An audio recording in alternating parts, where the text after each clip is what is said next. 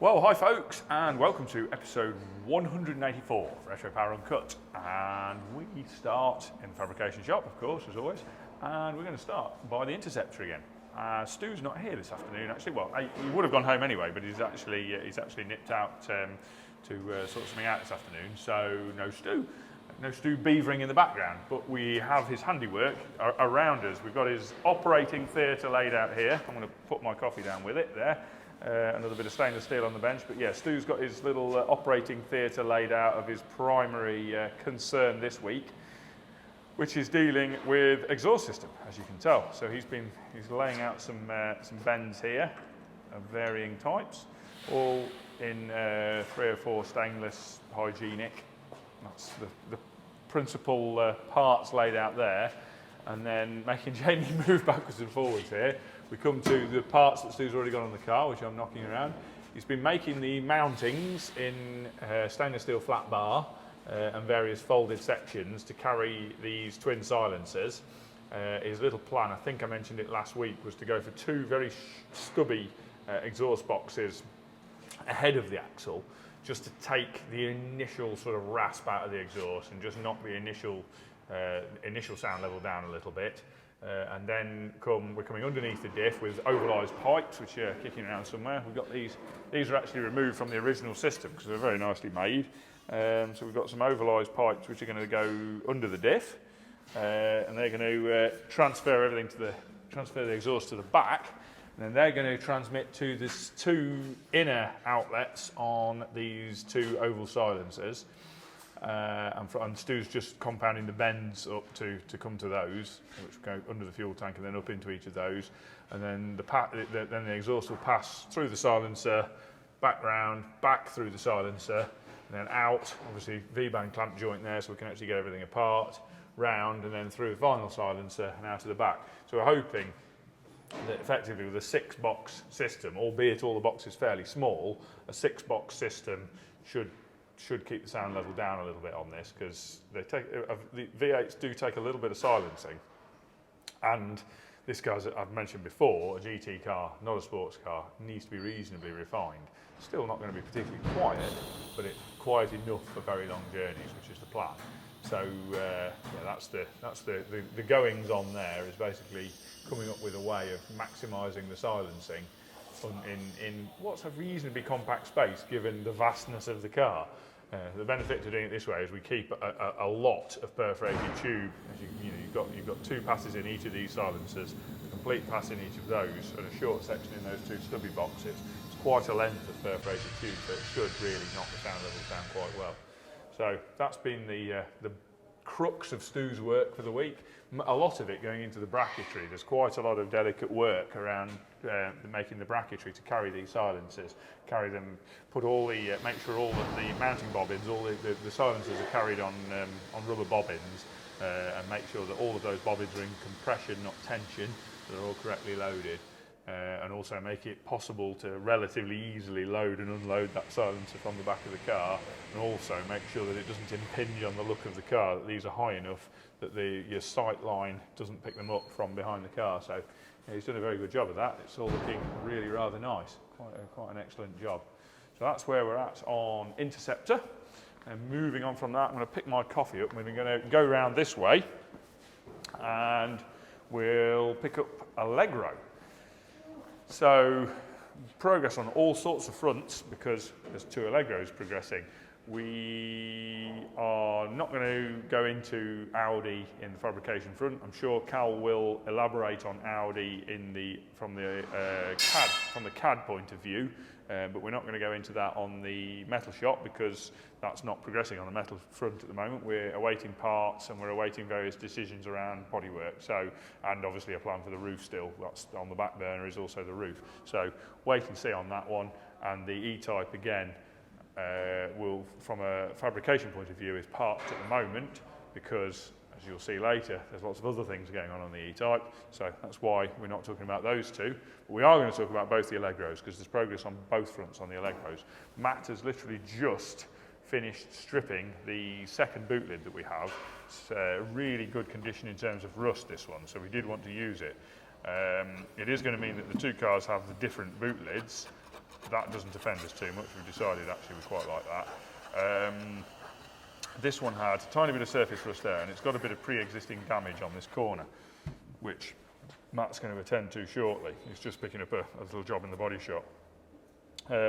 It's been dented on this corner, and then it's had some rather crude repair work done around here earlier in its life, and it's lost its swage line around this corner here. So Matt's going to get the spot welder puller with the little star end on it, the triangle end on it, and try and run along and spot weld pull all along that swage line around there, and try and lift all that up a little bit, and then do a final weld up the holes, because all the holes in this whole boot lid will be going, so they'll all be welded up. Try and pull that swage line up, and then titivate and finish it all with a bit of lead work, just to sharpen that corner up and get it looking right. And also sort this line out here where it's picked up a bit of a crease. The crease then goes up onto the top of the skin here. There's a little bit of a crease up there, and he thinks he can get at the back. Well, he can get at the back of that, and he thinks he can get the bulk of that out with a hammer and dolly there. And there's a little bit of a crease there, which you can also get out. So yeah, I think one way or another that should all be recoverable. There's a little bit of damage over this side as well again, but I think we can make that good with a bit of lead as well. So we can get that boot lid all looking pretty good. That's Matt's sort of next mission. Prior to that, he's been working on bumpers, and we're pretty much Matt is pretty much getting there with with finalising the bumper shapes. The bumpers on these cars are not going to be chrome; they're going to be painted, which makes things slightly easier for us, in that we don't need to chrome strip them, then do all the work, and then get them to the stage where they can be polished and re-chromed. It gives us a little bit of leeway in terms of finishing the bumpers. So Matt sectioned this bumper into multiple pieces, and there's been a lot of tacking it, trying it, having a look, doing a lot of visual work. He sectioned it in the centre and shortened it to bring it closer to the body. Then he sectioned these ends into probably 4 pieces on each end, and altered the curvature, regrounded it, changed the shape of the ends of the bumper quite dramatically. And then there's been some toing and froing with Cal giving us sort of a view on how he wants it to look, Matt doing the changes, then Cal rechecking.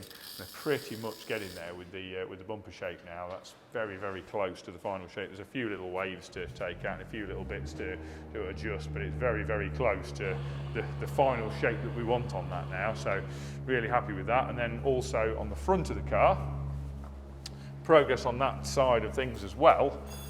Matt's pretty much finished up getting the front bumper to the final shape that we wanted it to be. That's pretty close to what we want. And the other thing you'll notice is that the car is on the lift. I think we've mentioned before that there are 2 or 3 items per car of carbon fibre bodywork that are not yet complete. And that's because we didn't want. Let me put my drink down a minute so I can wave my hands around and explain. Basically, there are 3 areas: the front splitter and the side skirt, both sides, where the carbon fibre part had to interface with another carbon fibre part, i.e. the wing and the quarter panel here. Because these panels were created solely in CAD and never mocked up, no scale models made, everything was done directly from the CAD to the tooling and to the final panels. So the first time we got to see these really was, well, technically the first time we got to see them was the book, but the book is already machined at that point, so dramatic alterations aren't possible. We decided it was a very big ask to then try and make another carbon part that had to mate with an existing carbon part, which in turn had to mate with the steelwork of the body. So rather than do that and set ourselves up for a fall, we decided to do all the first set of carbon parts, quarter panel, wings, doors, then get all those fitted and bonded into place, or screwed into place in the case of the wings, then rescan and adjust the CAD to make sure that the side skirts then exactly fit the carbon fibre. We're going to do that with both cars. Obviously, we're only going to do 1 set of moulds. So we're going to do that with both cars, and then we're going to overlay the scans, overlay the CAD, and just check that everything meshes together nicely and that there aren't any glaring errors, and probably take an average of the 2 to do the moulds for the final parts on that. And the same with the front. The front splitter comes across, but has to mate up with the underside of the front of the wing. And again, the position of that a little bit variable with production tolerances, meaning that we don't really want to risk initially doing the mould to suit the carbon parts on the car, because we've been making a lot of assumption about the exact final positions of these wings without them actually fitted, with them only existing in CAD. So now they're fitted to the steel body, everything fits nicely, everything's mounted up, all the lines are good. Then George has been in and re-scanned the whole front of the car with the engine in, because of clearance issues underneath. It's quite tight in a few places where we've got to put the mountings in for the front splitter. So Bobby and Matt and George have been putting the front end together enough that they've got enough points to go from in CAD to draw up that front splitter. So George will, I imagine, Carl will probably elaborate on that, but be working on getting the front splitter and side skirts now to a reasonably complete stage in CAD. The final completion will rely on the second car, which is actually the first car, just to confuse things, being at the stage where we can also do that scan on that and compare the two and just check that there's not too many glaring differences between the cars. There shouldn't be. They're built on the same jig. Everything should be the same, but there inevitably will be slight differences. I'm not Toyota or Nissan. I don't quite build, we haven't quite built our body shells to that level of accuracy, so there's bound to be very slight differences. So we just want to make sure that they're differences that we can cope with and that we haven't got to make any adjustments to the mold, basically to plan it so that it's going to be possible to put it all together. So a little bit of work involved in that. But that's all coming together nicely. And then on the other car, on car number 1, which we're working on second, just to confuse everybody, Bobby and Tom have been busy on this. Tom's principally working on the back end as he did on the other car, because he's pretty familiar with the work he did on the other car, so he's continuing that. So he's made up all the sections for the inner arches, and he's getting to the stage now of being able to sort of fit those, make slightly it's not quite as simple as just fitting them, but he's getting all those pieces together so he can start assembling the inner arches. And he's working, by the looks of things, he's working on the corners of the boot floor at the moment, getting the corners of the boot floor fabricated, where those cutouts go, as you may remember, for the battery and the amplifier, which are going to nestle in those two rear corners. Tom's getting the flat sheet in there ready, and then he'll cut out the apertures for those to be able to drop into, and then set to working from there forward, getting the inner arches fabricated. In parallel with that, Bobby's working on the front end of the car, getting the front panel alignment fixed, and there's been various ups and downs to that, as we'd expect. There are areas on this car where things were better, as we anticipated, because this was the car that was originally scanned, and there are a few areas where we've been tripped up as well. I know Bobby's had to do some refabrication of these little sort of horns, or whatever you'd call them, where the bonnet bumpers come down to, the bonnet buffers come down to, on the ends of the front panel. We've done some adjustments of that area already, but I know there's been some more readjustment of that area now. From getting the alignment of the wings and alignment of the bonnet, they've needed a little bit more adjustment again. And then there's been work on the valance, getting the wings to line up nicely with the valance, and also the final metalwork in the engine bay, getting holes welded up, and all of the general little finishing and fiddly sections, the bonnet hinges, just all of the sections and fiddly bits all around the front of the car that all need to be tied up and finished off. So many little things.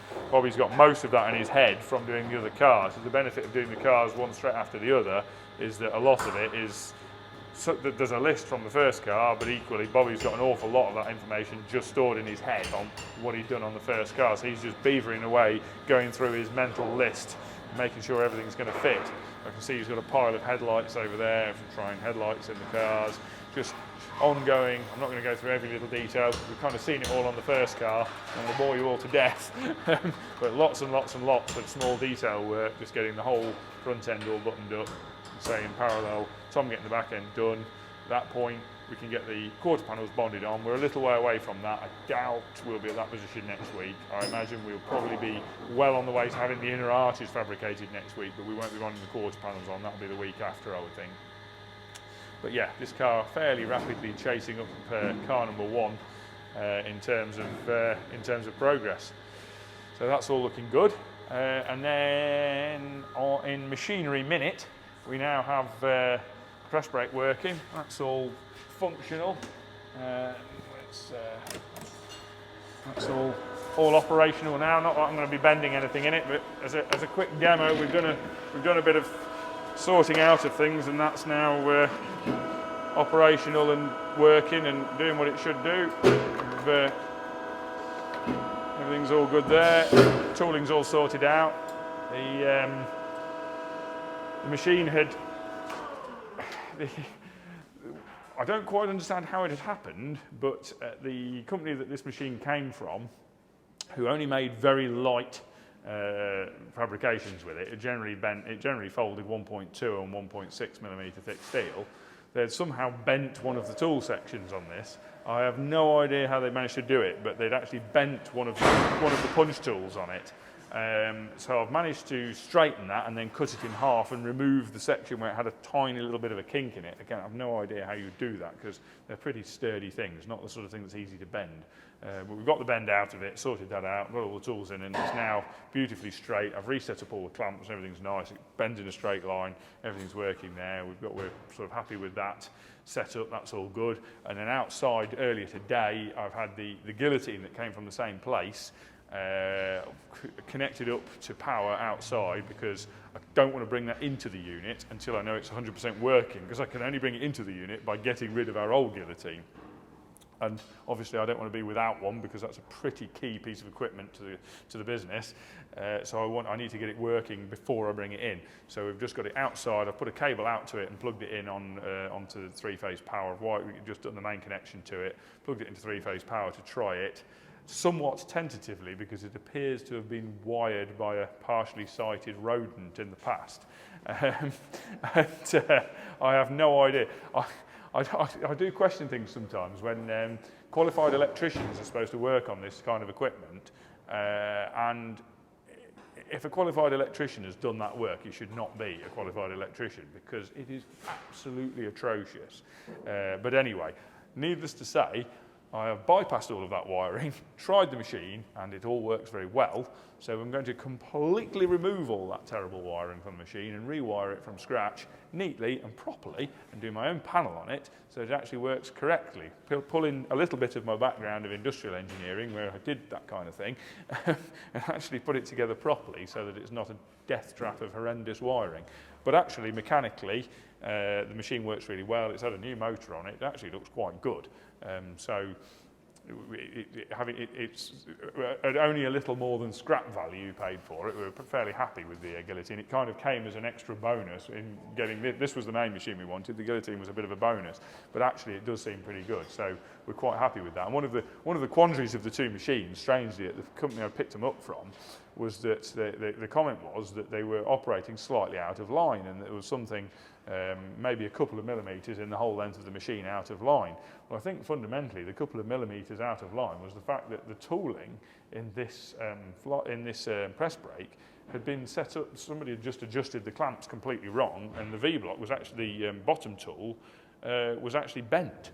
Not the one that's in it now, but the bottom tool that was in the machine. This is actually a spare one. The tool that was in the machine when it came here had actually been screwed up on the clamps such that it was bent in the middle by 2.5–3 millimetres. I have no idea how that had happened either, but somebody had a calamity with it. But anyway, so undoing all of that mess, sorting it out properly, sorting the tools out on that, and then doing a rewire on the guillotine so that's not a complete mess, we should be in a pretty good position. Actually, I'm quite happy with that. So I'll stop waffling on about machinery now, going on down one of my side alleys. There is one other thing I wanted to mention. I don't know how many people who follow us or watch us on YouTube or follow us on Instagram also follow Toby at Salvan Metalcraft. Probably quite a few people. Something I thought I'd mention, if you do follow him, you've probably seen that he talks about doing some tutorial videos that you could buy at a very reasonable price and that you could buy access to. Well, I've done that, and actually they are very good. I've only watched 2 so far, and they're very good. There's some good little comedy in there as well, just a bit of added entertainment. So if you're interested in sheet metal work and you did want a bit of tutorial stuff, there's a few sources. I think I've mentioned Pete Tomasini before, and his stuff's really, really good. But I can recommend coughing up some money to Toby at Salvan, because those videos they're well worth what he's asking for them. So if you want to do that, feel free. I can recommend they are worth doing. Moving on from that, I am going to stop waffling now. Body shop. The guys are continuing on the Redux project. We're not going to cover that at the moment for various reasons, but the guys are continuing on that. But also, I'm going to hand over to Mark because something's happened on the Churchill project, and I'll leave it at that. All right, welcome to this week's episode. Finally got Churchill's panels back in. on the go with it again. So I'm going to get these cleaned off. I've given them a clean, but I'm going to get them super clean, tap ragdoll off, get the guns loaded up, and hopefully lay down some glass. Fingers crossed nothing goes wrong.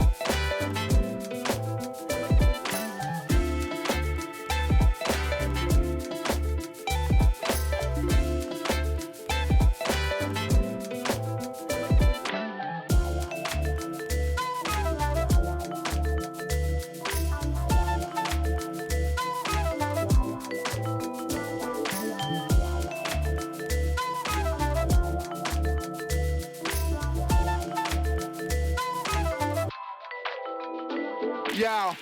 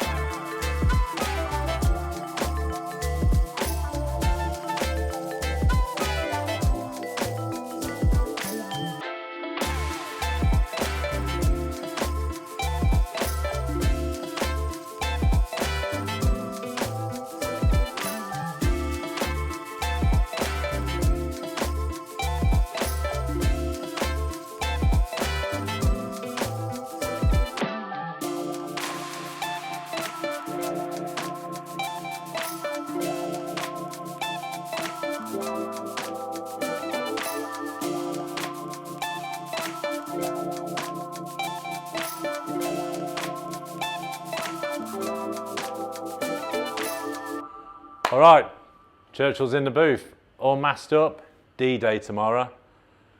The final coat of colour is going on it, so you'll get to all see it. You've probably seen it on my TikTok and Instagram, but for you on YouTube, it'll be a surprise. You're all, oh, I can't wait to see the colour. But yeah, all masked up. Yesterday I did the engine bay. That's all masked up now because I don't want no overspraying now. I'm hoping I've masked all underneath. I've masked this up really tight. If it does get in, worst case scenario, a bit of compound, we'll get it off, but I'd rather not spend the hours doing that. So yeah, so it's all masked up. I've even gone for the, people are probably saying, why is it going to open up? But because the roof, even though I'm lanky, tall, whatever, will you be able to say these days, even my little step, it's still going to be challenging. I'd rather, with my step here, I've laid some yellow in here to guide me where I can stand. So I'll stand on the yellow, that'll give me a chance to just go over the, give it a nice good even spread over it. Hopefully I won't touch the sill, but fingers crossed that won't happen. I didn't touch anywhere in the engine bay, which was surprising. But yeah, so a quick clean off again in the morning, tap rag and blow off. Hit the, I think it's 4 coats of water base. Let that dry, then I'll do some drop coats to make it uniformed. Probably a couple of them. Let it dry off, make sure the water base, because water base has to really dry. It has to be force dried, like solvent will dry like with the air. This needs a lot of air to draw the water out of the paint. And then it's 2 coats of clear. Hopefully, no sacks or runs. Hopefully. But everything else has gone really good. I think I've got my lucky overalls now. So yeah, just can't wait to see it.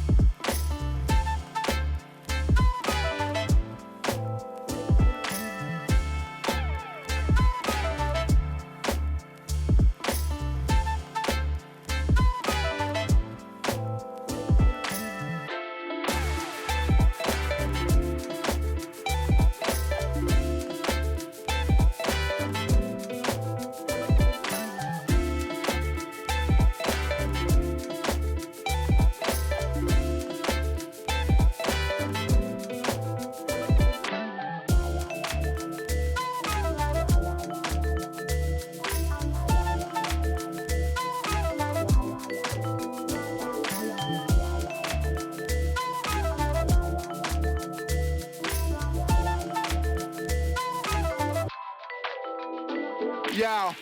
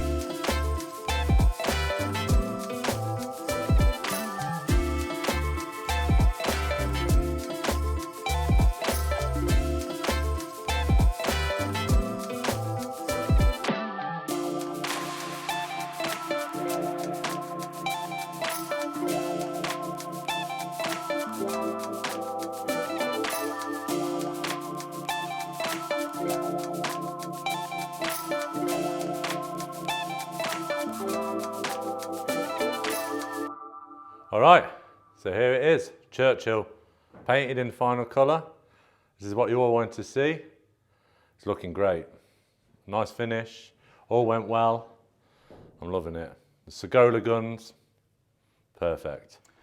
Oh, thank you, Mark. And I have to say, Churchill is looking absolutely awesome. That colour, to be fair, the cameras almost don't do it justice. It's got a slightly silver sort of hint to it. It's more like the kind of a Curie Cos Scottish racing blue, but more vivid. It's a very nice colour.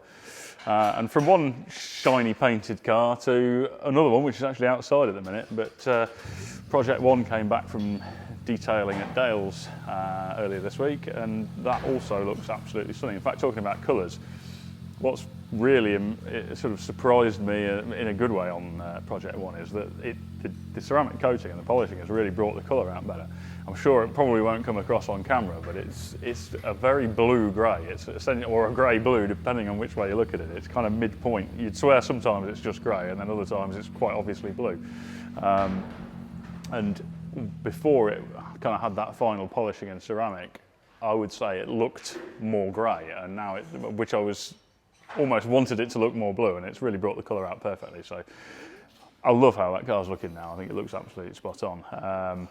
Alex is just working on carrying on with refinement of the engine calibration ahead of, hopefully, a rolling road session coming up next week. And then once that's out of the way, if that all goes smoothly, we'll be into road testing. And there's just a few little final assembly jobs on the car itself, but it's going well. And then Camaro, been a few angles of attack on that this week. Anthony's got both the doors back on now. We were doing the wiring conduits into the door for the electric window wiring, and also quite some time ago now, embarrassingly, whilst the owner was here, I damaged the paint on the front corner of this door. I'd left a sticker on it that says "Do not open," and then ignored my own sticker and opened the door and damaged the paint on the front of the door. So we repaired the paint on that. Doors are back on. Anthony's just been doing a last little bit of fettling of the alignment of the wings to the bonnet. We were just getting for a while now, it's been bugging me that the wing profile wasn't quite right, and it was just that we needed to push this wing further down, basically loosen the bolts, push it down and tighten them back up again. Because the way we've redesigned these wings is that they bolt in this way in slots on the wing, and the inner wing is sandwiched in there as well. So you can loosen the bolts that are accessed from under the wing and just move it up and down. So we've got that all lined up nicely now, which is looking good. And then we've been working on the interior, which is an opportune moment actually to introduce a new member of the team, Richard. So I'm sure you'll see a lot more of him over the coming months, and perhaps he'll do an introduction himself at some point. But he will be heading up what will become Retro Power's upholstery department. And excitingly and unusually, we're going to be offering that as a standalone service, which as most people probably realise, most of our other project work is literally just start to finish car builds, and we'd kind of over the years phased out doing any standalone stuff, but that's going to change, and we're going to be taking on standalone upholstery work. So if you're interested in having upholstery work done on your car, drop us an email, trim@retropower.co.uk, and you can talk to Richard about your requirements. Anyway, he's been on with the Camaro, he's been doing headlining. massive weight off my shoulders. Very exciting day yesterday when I saw the headlining in place, and for, well, the entire history of this business, so as it stands at the moment, 15 years, I've been the only person here who's ever done headlining fits. So the relief of being able to hand that over to somebody and seeing it go together really, really nicely and look better than I would have done it was fantastic. So Richard's been doing that. He's just about to start trimming the parcel shelf. I think at the minute he's doing the A-pillar trims. He's patterning the dash because we're going to do Alcantara on the dash as well. So over the next few days, probably by next video actually, we should have the parcel shelf, C-pillars, headlining done, A-pillars in, dash upholstered. And we'll be able to get the seats in, and I think we'll be following with the glass, and at that point it's really going to start looking like it's coming together. So yeah, exciting progress on that. And then on the book for the Project Geneva E-Type, Jim has been carrying on with the routering work on making the components for the book. And Jim has actually done a little talk through what he's been up to on that himself, because I think it's an area I get asked about a lot, because I think people envisage that when you model something in CAD and then machine it, it's literally just you have the model and then you press a button and the machine does everything for you. So knowing a bit more about the process is quite interesting. So here's Jim to tell you a bit more about that. Hello everyone, I'm James. Typically work in the assembly workshop, amongst other things do machining, hence why I've been tasked with running the CNC router that we've acquired recently. You've probably seen some footage in the parts that we've already made for the E-Type book. So now I'm just going to go into the process really of how we get, or how we're going to go about making the other parts for that book out of this epoxy tooling board. And really just go through how you go from a CAD model on Fusion 360, which is the software that we use, to the final part on the router.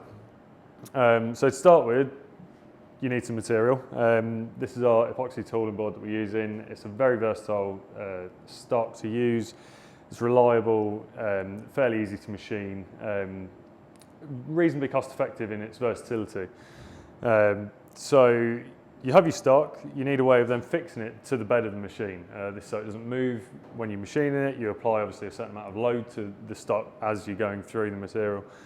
And in this instance, we're using the vacuum feature which our router has.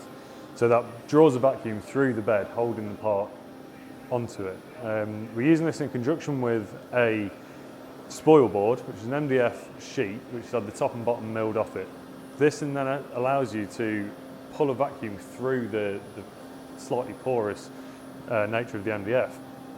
So we're doing that alongside some glue, which is on the underside of this, and we'll stick it and hold it in place, whilst also still being able to remove the part once we've finally finished machined it.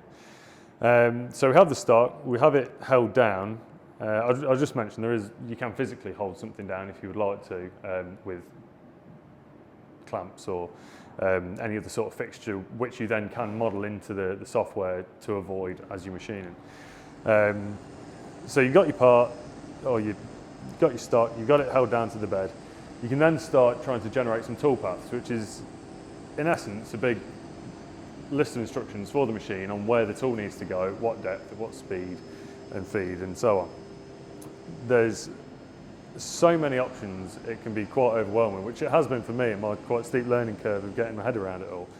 But in essence, you need different operations for different types of cuts.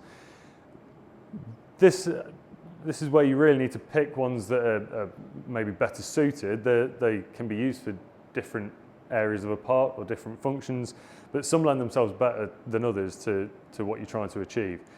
And it can be a bit frustrating trying to work out which one will actually allow you to do what you're trying to achieve as well, but that will come with time, I'm sure.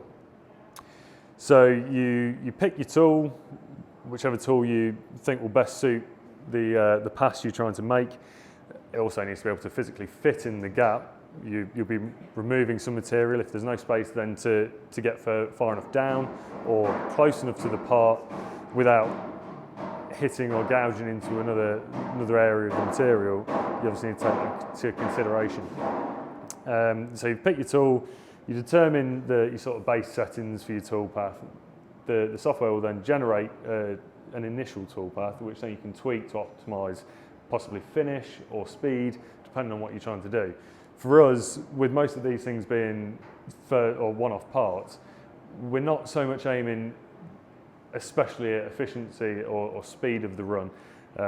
We just need to make sure that it works first time and has the finish that we want. So there's a bit of a sacrifice there in time for the finish on these. So you have your tool path. You started removing some material.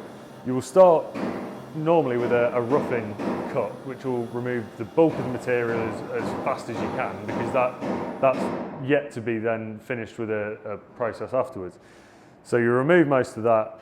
That will get you essentially a pixelated part with further processes to be done afterwards to then bring that detail down and give you the surface finish or details that you require in the final part.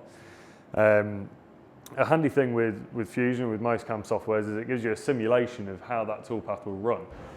And by doing so, it will also show you any areas that you might have a collision or maybe, for instance, the setting isn't set as such that it clears a remaining piece of stock that hasn't yet been machined. So it allows you to visually see that before committing to any physical material, which is incredibly useful because it can catch you out in certain areas if you haven't looked at maybe some of the remaining stock that you've not yet machined. So you've started to generate your tool paths, you've simulated your program, which should take you from blank stock to final part. Once you're at that stage, you come to the machine, we'll put the G-code file onto the machine. I'll then set my zeros. So the machine has a datum of home itself, which is a known entity in the program, in the controller. When it's reached its home position, or its machine datum, you then specify the zero for your stock. So for this, I'd do it off the corner here. So you've got your X, Y, and your Z, which is the up and down axes. So I'll set this off this corner. So that then tells, in relation to the machine zero, it then knows the stock zero. So from there, it has a coordinate system over the whole area of the bed. And from that, it can deduce where it needs to be based on your given zero. You could put it anywhere really on this board. You could put it on the bottom, which for some parts you may want to do. You could put your reference anywhere really, as long as you've programmed it to know where that reference is. It can work from there. So I'll do that. Start the machine. I'll start the program. It may need to go through a tool change, which this machine has a facility of having 6 different tools, and it will automatically then run through the program. It will put the old tool back, take the new tool, and come back to where it needs to be for the next process. And then it will start machining. So in the program, sometimes you're likely to want to put in a option stop, which is a stop in the program to allow you to do any sort of checks or verification that you want to do mid-process.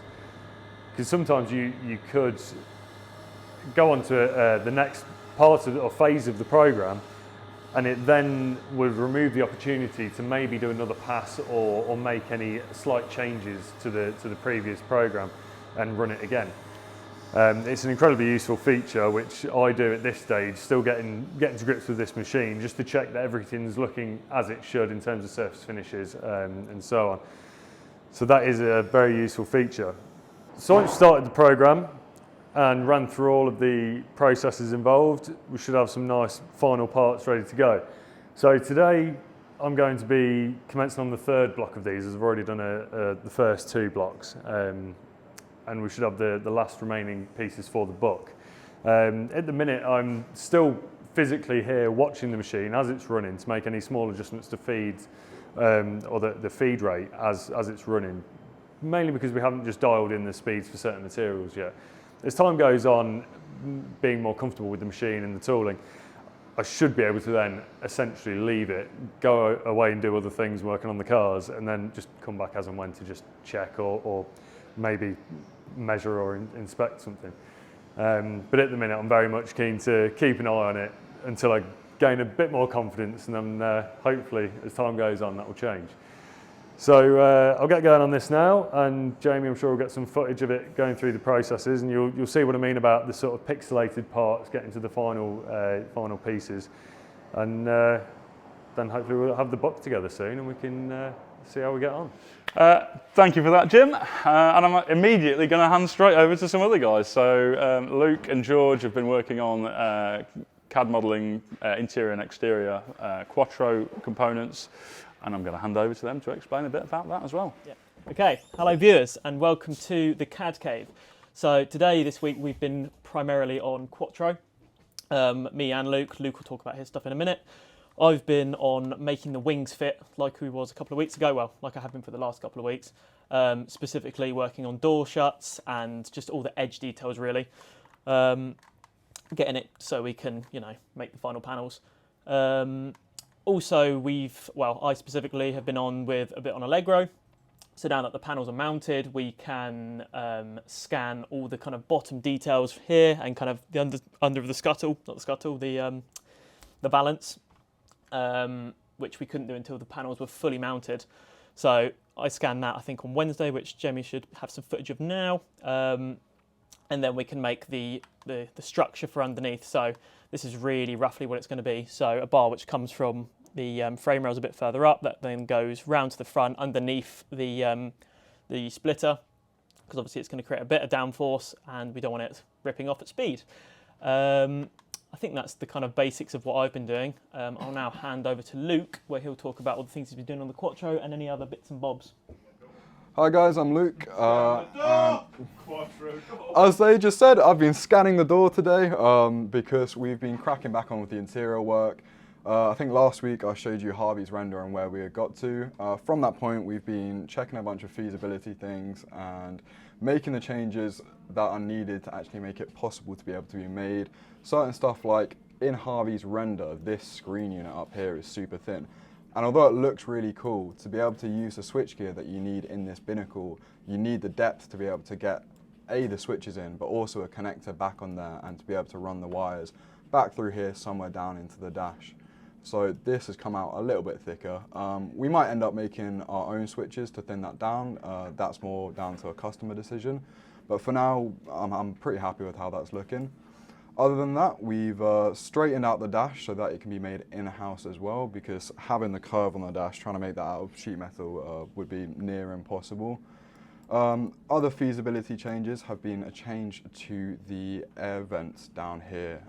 We were originally planning to use the original Quattro ones, but we ended up finding out that they're a little bit too big. They look a little bit clunky in the design. So instead we've gone for what looks like a vent going across the entire dash, but it will actually be separated into individual segments, so a center segment and then to a driver and a passenger segment as well.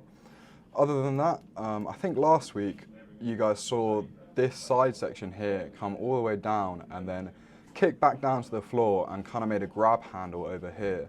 Although that looked really cool, it ended up not being possible because down to how the Quattro is from standard, the seats are super inboard. You can see the steering column here, and if you imagine a seat coming down here, they're very, very, very close to this tunnel. So what we've done instead is we've tucked this in and back round before where the seat would be.